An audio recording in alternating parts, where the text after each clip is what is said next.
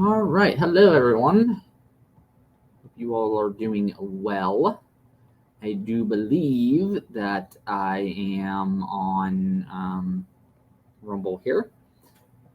I will double check just to make sure.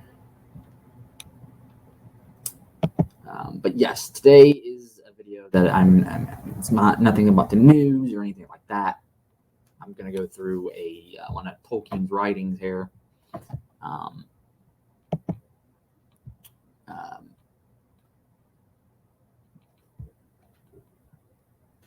Wow, my live stream yesterday is up to 91 views. I want to thank all of you who have viewed that. I hope you enjoyed it as much as I enjoyed bringing that to you.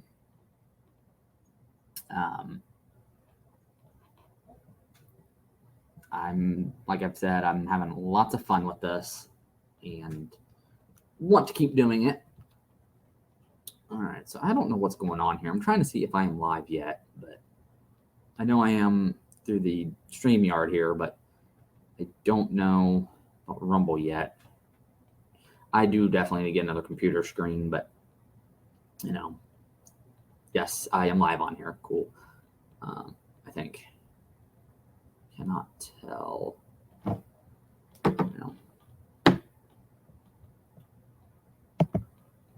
going to see something here because I am already streaming on that. Yeah, says I'm live. All right. Well, cool. So anyway, today, I think my computer will operate. All right. J.R.R. Tolkien, Laws and Customs Among the Eldar, from Morgoth's Ring. It says here it's volume 12 of the History of Middle-earth, but that is incorrect. It's actually volume 10. Volume 12 is the Peoples of Middle-earth. But the whole series is good if you like scholarly works. If you enjoy Tolkien's writings. So I always thought that this was always interesting, how he did this. How he created this world, his writing. You do not see too many of that nowadays. Many people have tried. Some do a really good job, but obviously they're going to be short of the mark. And there are some out there that are just, they suck. And I haven't read any of the Game of Thrones, but until George R.R. Martin finishes that, I am not reading a page of it. Okay. The show was great. I love that. Season 8, left a lot to be desired, as a lot of people have said. But anyway, Middle-earth is my favorite world to go into. I've been reading this stuff for over 20 years, and I am never going to stop. But so this is titled Of the Laws and Customs Among the Eldar Pertaining to Marriage and Other Matters Related Thereto, together with the Statute of Finwë and Miriel and the Debate of the Valar at its making. I had a piece of food in my mouth. Anyway, Eowyn's Preamble. And I'm going to read this before I'm not going to read every bit of it, but we're going to just go through it. The Eldar grew in bodily form slower than men, but in mind more swiftly. They learned to speak before they were 1 year old, and in the same time they learned to walk and to dance, for their wills came soon to the mastery of their bodies.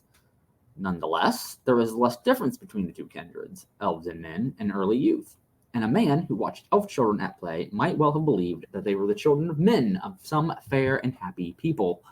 For in their early days, elf children delighted still in the world about them, and the fire of their spirit had not consumed them, and the burden of memory was still light upon them. I don't know how my reading is. People have told me I'm great at it. Usually when I'm reading, I'm not reading out loud. I'm reading in my head, as most people do. But anyway, it continues. This same watcher might indeed have wondered at the small limbs and stature of these children, judging their age by their skill in words and grace in motion. For at the end of the 3rd year, mortal children began to outstrip the elves, hastening on to a full stature, while the elves lingered in the first spring of childhood. Children of men might reach their full height, while Eldar of the same age were still in body like to mortals of no more than 7 years. Not until the 50th year, the Eldar attained the stature and shape in which their lives would afterwards endure, and for some 100 years would pass before they were full grown. There's a lot to learn about elves in this. As it says in the beginning, they would grow more slower than we do bodily, but their minds were quicker. They could speak before they were 1. And at that time, they could also walk and dance.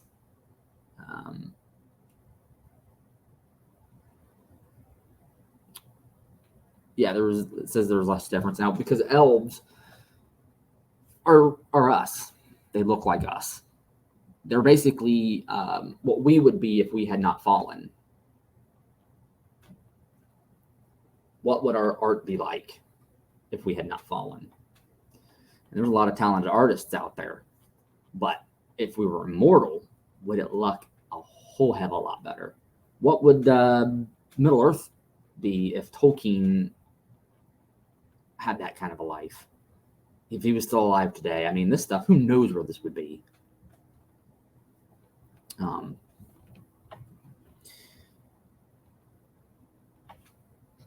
So, yeah.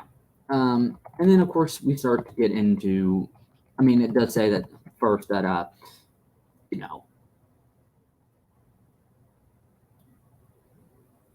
elves would look like children a lot longer. It wasn't until the elves were 50 that they would be full grown. And some, even 100 years would pass before that would even happen. But then it goes on to talk about how that they would get married young, right after 50. They would only have a few children.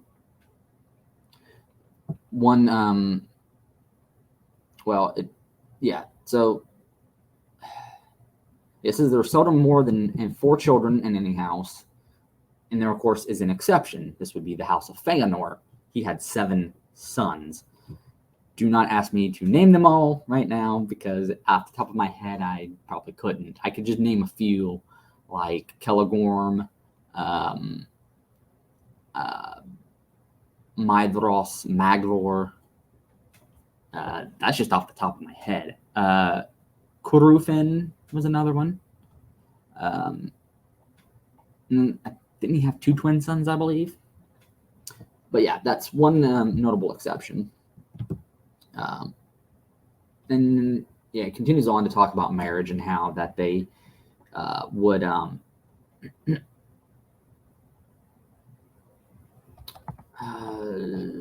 marry for love, and that it would be a lifetime. Obviously, them being immortal, they would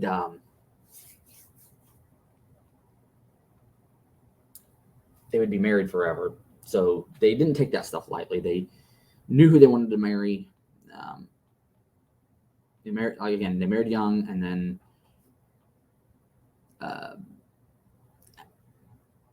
they'd be betrothed for only like a year, and then they'd get married, and then there's a whole custom of how they would exchange rings and stuff during these times. Very interesting stuff. Their custom among the Noldor would be that the bride's mother would give to the bridegroom a jewel upon a chain or collar, and the father a light gift. And a good example of this is in Lord of the Rings, when Aragorn is in Lothlorien, while the whole fellowship is. Aragorn is given by Galadriel a gift, which I believe was the brooch with the eagle's wings and the green jewel in the middle, from which he would get his name, the Elfstone, Elisar, when he would be king. So that's a good example of that. Of course, Galadriel was not Arwen's mother, but grandmother. Arwen's mother had long since left Middle-earth because she was captured by orcs and tortured, even though her twin sons rescued her, and she was healed by her husband Elrond. She just couldn't live in Middle-earth anymore, so she got on a ship and left.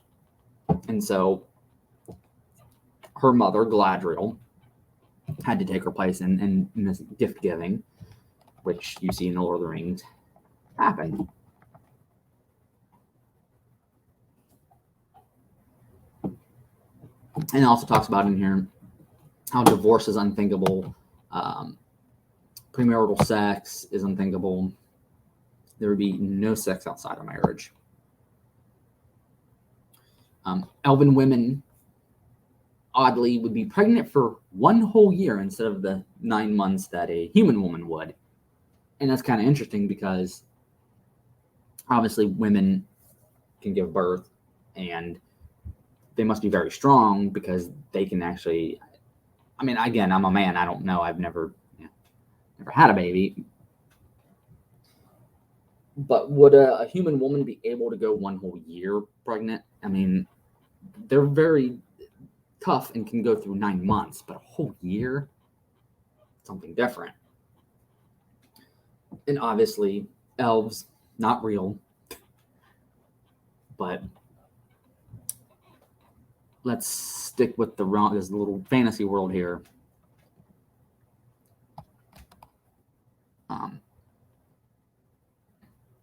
In all such things, not concerned with the bringing forth of children, the Neri and Nissi, that is, the men and women of the Eldar, are equal, unless it be in this, as they themselves say, that for the Nissi, the making of things new is for the most part shown in the forming of their children, so that invention and change is otherwise mostly brought about by the Neri. So, Neri, again, men. There are, however, no matters which among the Eldar only a Nair can think or do, or others with which only a Nis is concerned. There are indeed some differences between the natural inclinations of Neri and Nisi, and other differences that have been established by custom, varying in place and in time, and in the several races of the Eldar. For instance, the arts of healing and all that touches on the care of the body are among all the Eldar most practiced by the Nisi, whereas it was the Elven men who bore arms at need. And it says that how the women could fight, and there was no prohibition against them fighting. It was typically the province of men, while women were concerned with the healing. But there are examples of male elves that have the gifts of healing. Elrond, you see that in Lord of the Rings, he can heal. I mean, he heals Frodo from his wound by the Morgul blade.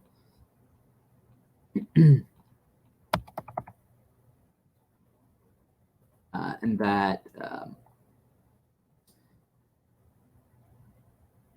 the men that were more concerned with healing would abstain from hunting and would only go to war when needed, when it was absolutely necessary for them to go and fight.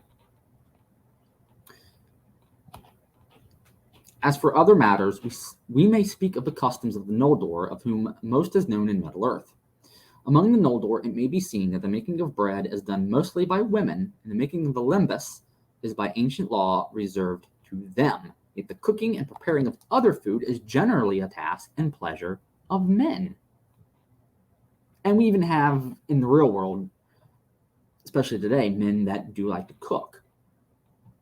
And that's great. There's a lot of great male cooks out there. It's really not something that a woman is supposed to do. I mean, now on the left would hear something and they're like, well, yeah, it's kind of sexist to, women just be cooking and cleaning and making babies. Obviously, there's more women than that.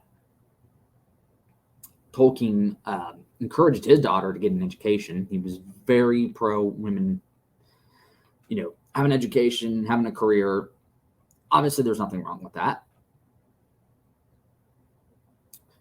Anyway, back to this. The Nisi are more often, that is the women, are more often skilled in the rending of fields and gardens, and playing upon instruments of music, and in the spinning, weaving, fashioning, and adornment of all threads and cloths. In matters of lore, they love most the histories of the Eldar and of the houses of the Noldor, and all matters of kinship and descent are held by them in memory. But the Neri, that is the men, are more skilled as smiths and wrights, as carvers of wood and stone, and as jewelers. It is they, for the most part, who compose musics and make the instruments or devise new ones. They are the chief poets and students of languages, inventors, and inventors of words. Sometimes I kind of read a little too fast and I mess up words. Sorry about that. Many of them delight in forestry and in the lore of the wild, seeking the friendship of all things that grow or live there in freedom. But all these things and other matters of labor and play, or of deeper knowledge concerning being and the life of the world, may at different times be pursued by any among the Noldor, be they Neri or Nisi. Again, this is just specifically the Noldor it's talking about. What about the other elven races? It would be interesting to know. And the next section of this is, of course, of a naming. How when they have children, there's usually, a mother name, a father name, a chosen name, a given name.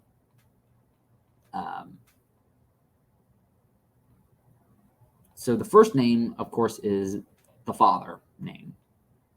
They get that when they are born. But at a later point, the child could end up naming themselves. Now, the first ceremony, the announcement of the father name, was called the Estakarme, or name making. Later, there was another ceremony called the Estakirome, or name choosing. This took place at no fixed date after the Estakarme, but could not take place before the child was deemed ready and capable of La Matyave, as the Noldor called it, that is, of individual pleasure in the sounds and forms of words. The Noldor were, of all the Eldar, the swiftest in acquiring word mastery, but even among them, few people before at least the 7th year had become fully aware of their own individual La Matyave, or had gained a complete mastery of the inherited languages and its structure so as to express this. I'm probably going to butcher this, Tiave, skillfully within its limits. The Eselkilome, therefore the object of which was the expression of this personal characteristic, usually took place at or about the end of the 10th year. And then, of course, you got the chosen name, or second name.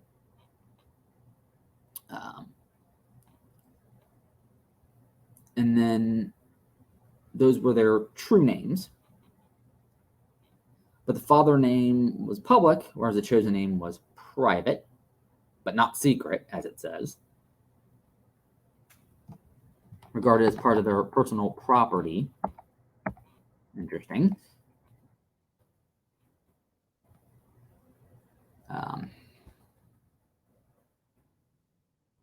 And then, of course, you got the mother name, which is the name the mother would give them. And then later in life, if they did something, something big, something important, something that they would be remembered for, they'd get a name based on that. And it gives an example here. Aragorn is an example. He was called by some Telcontar or Strider, but also sometimes known as Mormakil, that is, Black Sword, which I believe is also a name for Turin Turambar, if I'm not mistaken. These are examples. An example of a father's name, you have Finwë, his son, or his name would also be Kuru Finwë.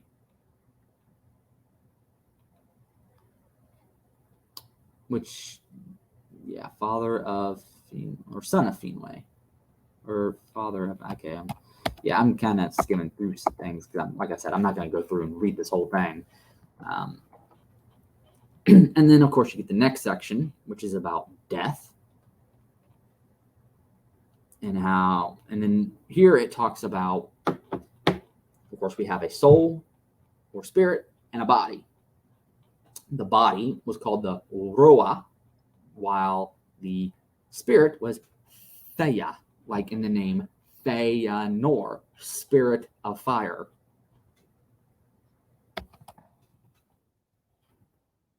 And again, as has been said, the elves are immortal.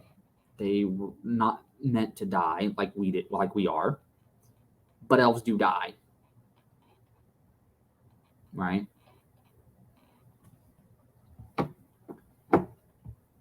and it's something was to the Valar. It's something different. It was strange to them when an elf would die, and we do have an example. Feanor's mother, when she gave birth to him, she died giving birth. And she did not want, because the elves have to go back into their body after a time. She did not ever want to do that again. So her husband, Finwë, wanted to remarry.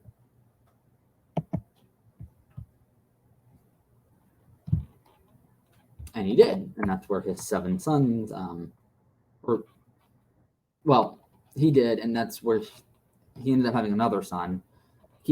I got him and Feanor confused, which I should not do because they are different. Finwë being the father, Feanor the son. And so Finwë wanted to get remarried. And, natures of the elves couldn't change, and they were meant to be married for life, no divorce.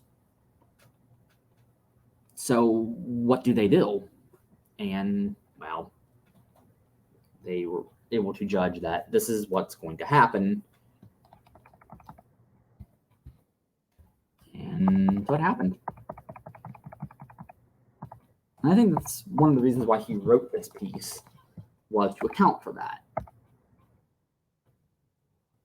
And that's how Tolkien's mind was. Like, if, he's like, well, this needs an answer to this. So he would come up with an answer, and, and this is one of those answers. And that's why I've always found this piece fascinating. Why I kind of wanted to go through it a little bit. Just to show off his world a little bit, and, my interest in it. So I probably will go through and read little bits and pieces of this for the rest of the stream here.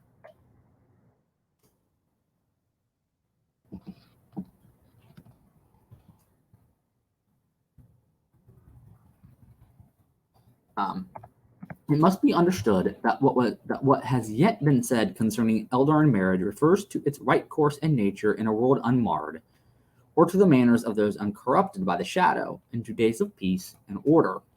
But nothing, as has been said, utterly avoids the shadow upon Arda, or is wholly unmarred, so as to proceed unhindered upon its right courses. In the elder days, and in the ages before the dominion of men, there were times of great trouble and many griefs, and evil chances and death afflicted all the Eldar, as it did all the other living things in Arda, save the Valar only. For the visible form of the Valar proceeds from their own will, and with regard to their true being, is to be likened rather to the chosen raiment of elves and men than to their bodies. Now the Eldar are immortal within Arda according to their right nature, but if the Fea, or spirit, indwells in and coheres with a rondo changed to Roa, so we're just going to say Roa because that's what he changed that. That's now going to be the canon here, or bodily form, that is not of its own choice, but ordained and is made of the flesh or substance of Arda itself. Then the fortune of this union must be vulnerable to the evils that do hurt to Arda, even if that union be by nature and purpose permanent. For in spite of this union, which is of such a kind that according to unmarred nature, no living person incarnate may be without a Fea, nor without a Roa, yet Fea and Roa are not the same things. And though the Fea cannot be broken or disintegrated by any violence from without, the Roa can be hurt and may be utterly destroyed.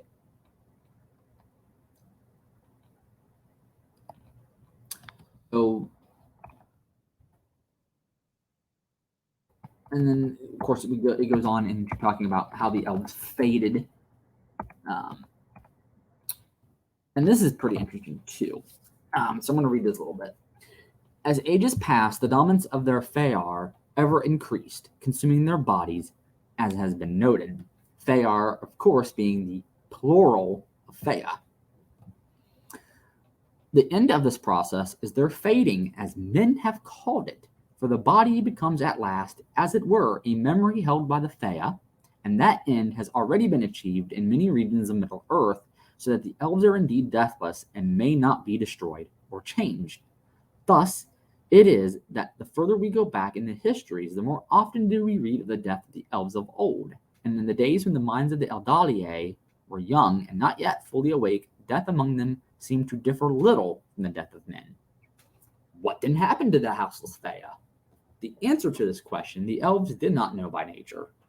In their beginning, so they report, they believed or guessed they entered into nothing and ended like other living things that they knew, even as a tree that was felled and burned. Others guessed more darkly that they passed into the realm of night and into the power of the night, into the power of the Lord of Night. I'm going to assume, obviously, this be Morgoth, the first Dark Lord. These opinions were plainly derived from the shadow under which they awoke, and it was to deliver them from this shadow upon their minds, more even than from the dangers of Ardamard, that the Valar desired to bring them to the light of Aman. It was in Aman that they learned of Manwë, that each Fea was imperishable within the life of Arda, and that its fate was to inhabit Arda to its end. Those Fëanor, therefore, that in the marring of Arda suffered unnaturally a divorce from their Haroar, remained still in Arda and in time. But in this state, they were open to the direct instruction and command of the Valar. As soon as they were disbodied, they were summoned to leave the places of their life and death and go to the halls of waiting, Mandos, in the realm of the Valar. If they obeyed the summons, different opportunities lay before them.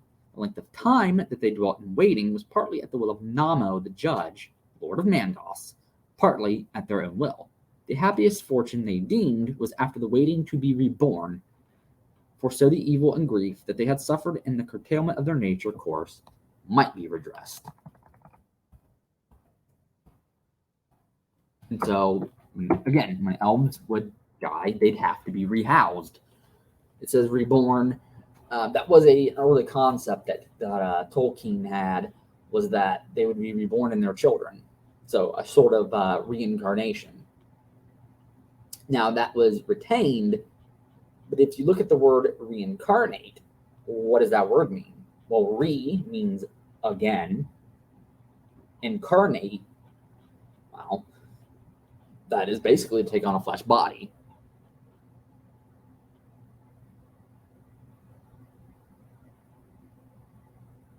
So when Tolkien talks about them being rehoused, that's what it means.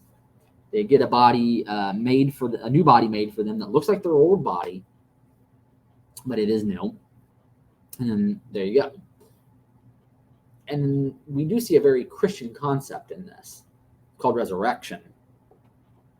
And that's what I always like to call this, is Elvish resurrection, because they're not reborn into someone or something else, and they don't go through the womb a second time.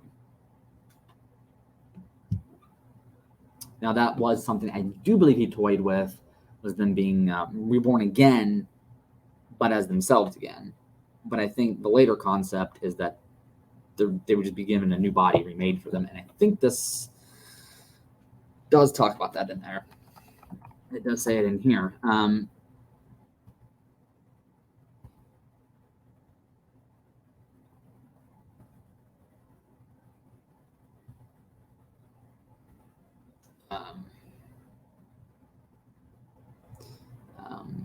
So, very interesting stuff. Again, like I said, I like to look at this as them being resurrected. And of course, the next piece after this, he talks about the severance of marriage, and like I said, how they came to the conclusion that Finwë could remarry, and he did, and then he had another son, and it is from that son that, of course, we get the Lady Galadriel and her brothers, like Finrod, who the Rings of Power totally destroyed, as they have done. And that just reminds me that some stuff I just heard about the Rings of Power. First of all, they want Shelob to return, which, okay. Is there going to be like a romance? Somebody has suggested this, a romance between Sauron and Shelob? Yeah, that'd be a little weird, don't you think? I believe that Shadow of War kind of did that a little bit, something like that.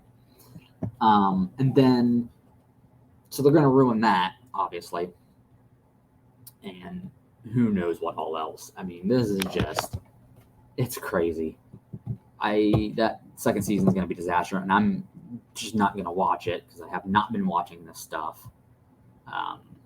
Why would I?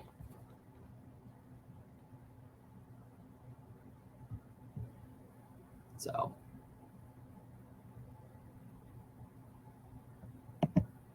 anyway, that is all for today. I will see you all later. Enjoy your day and be blessed.